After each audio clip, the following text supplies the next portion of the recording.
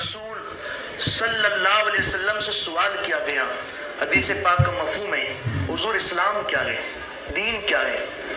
अल्लाह के नबी अलैहि सलाम ने फरमाया, सलाम आम करना और भूखों को खाना खिलाना।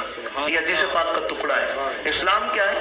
हम क्या कहते हैं? नमाज पढ़ना। यकीनन नमाज पढ़ना बंदे पर फर्ज है, जरूरी है नमाज पढ़े, माह सियाम के रोजे रखे, जरूरी है, फर्ज उस पर, उसे तो करना ही करना है। लेकिन हुजूर अलैहिस्सलाम ने जिस वस्फ को जाकर के, क्या, सलाम को आम करना और भूखों को खाना खिलाना, ये असल इस्लाम थे। और आज हम लोग इबादतों की तरफ तो हमारा दिल बढ़ा गई, मस्जिदें तो भरी गई, लेकिन जो असल बुनियाद थी हमने सलाम करना छोड़ दिया और भूखों को खाना खिलाना छोड़ दिया।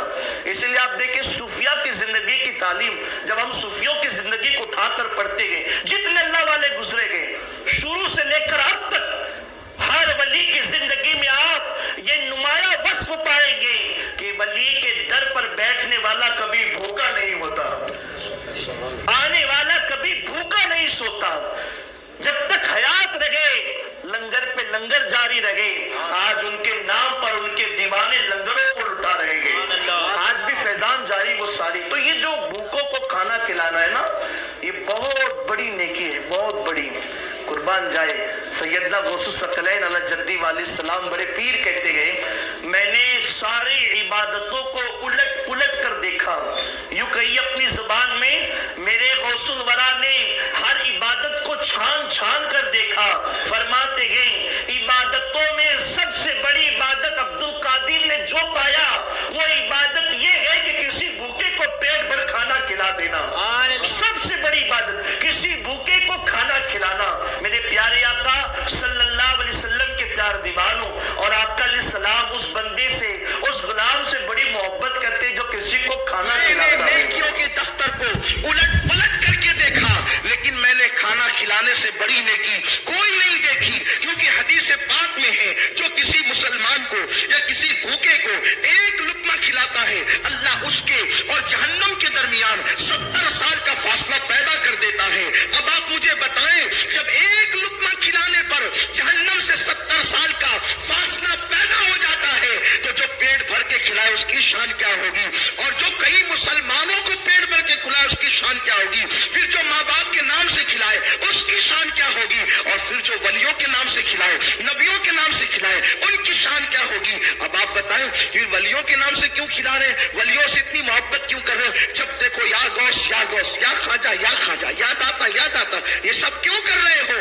क्या ये लोग काम आएंगे? क्या ये लोग मुसीबत में मदद करेंगे? क्या ये लोग मुसीबत में इमदाद करेंगे? क्या ये लोग हमारी मदद करेंगे? क्या ये लोग हमारे साथ देंगे? अरे ये तो दुनिया से पर्दा फरमा गए हैं। तो आइए कुरान की तरफ चलते हैं। मेरे प्यारे आका अलैहिस्सलाम के प्यारे दीवानों, क्या वली हमारी मदद कर सकते हैं? हम कुरान से पूछते हैं, ऐ कुरान तू बता, हम तुझे मानते हैं, हम किसी किताब को नहीं मानते, बस उसी किताब को मानते हैं जो तेरे मुताबिक लिखी हुई है। हमारे लिए दलील तू है, हमारे लिए बुरहान तू है, हमारे लिए रब का तोहफा तू है, हमारे लिए रहमान की हुज्जत तू है, हमारे लिए रसूल का तोहफा तू है। अल्लाह अकबर। जो भी किताब कुरान के मुताबिक है हम उसको सराखों पे रखते हैं, और जो किताब कुरान के मुखालिफ है हम उसको जूते की नोक पर रखते हैं। हमारे लिए अल्लाह की किताब है कुरान। ये किताब दुनिया में ऐसी है कि जिसको हम आंखें बंद करके मानते हैं, ला रैब फी, इसमें कोई शक की गुंजाइश नहीं। तो कुरान से पूछते, कुरान क्या अल्लाह का कोई वली मदद कर सकता है?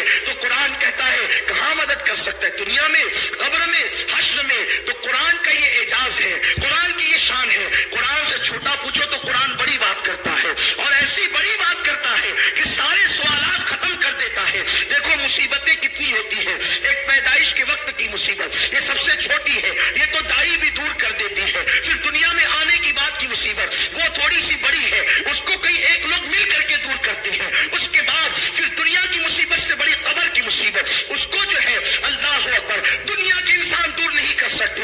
और कब्र से बड़ी मुसीबत मैदान महशर की मुसीबत। पता चला महशर की मुसीबत से बढ़कर कोई मुसीबत नहीं हो सकती।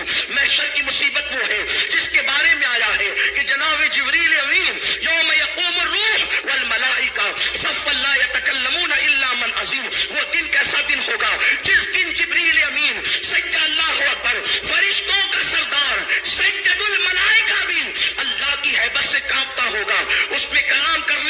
इज्जत नहीं होगी। उस दिन क्या होगा? उस दिन माँ बेटे के काम ना आएगी, उस दिन भाई भाई के काम ना आएगा, उस दिन दोस्त दोस्त के काम ना आएगा, बल्कि यहाँ तक की रिवायतों में आया है अल्लाह बंदे का इम्तिहान लेगा और बंदे से फरमाएगा, ए बंदे, तुझे जन्नत में जाने के लिए एक नेकी चाहिए, अगर तू किसी से एक नेकी लेकर के आ तो मैं तुझे जन्नत अता कर दूंगा। देखो हदीस पाक में ये बात क्यों आई? ताकि मुसलमानों को एक नेकी की अहमियत पता चले।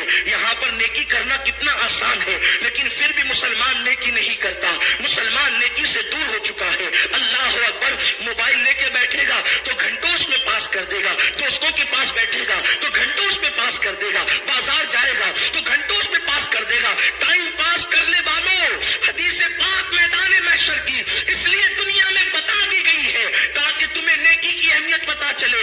कयामत के दिन एक नेकी कम पड़ेगी, इंसान नेकी के लिए जगह जगह जाएगा लेकिन कोई उसको नेकी नहीं देगा। लेकिन यहाँ नेकी हासिल करना कितना सस्ता काम है, किसी को देख के मुस्कुरा दिया तो नेकी मिल गई। अल्लाह अकबर, मस्जिद में गए तो नेकियां, वुजू किया तो नेकियां, बल्कि वुजू की बरकत तो ये है, हो सके तो हमेशा बावुजू रहने की आदत डालो, क्योंकि मेरे आका मुस्तफा जान रहमत सल्लल्लाहु अलैहि वसल्लम फरमाते हैं कि जब बंदा वुजू करता है और जब तक उसका वुजू कायम रहता है मुसलसल फरिश्ते उसकी नेकियां लिखते रहते हैं। अब आप रूम चलाने के लिए जा रहे हैं, सुबह घर से निकले तो वुजू करके निकले, तो जब तक बावुजू रहोगे फरिश्तों का कलम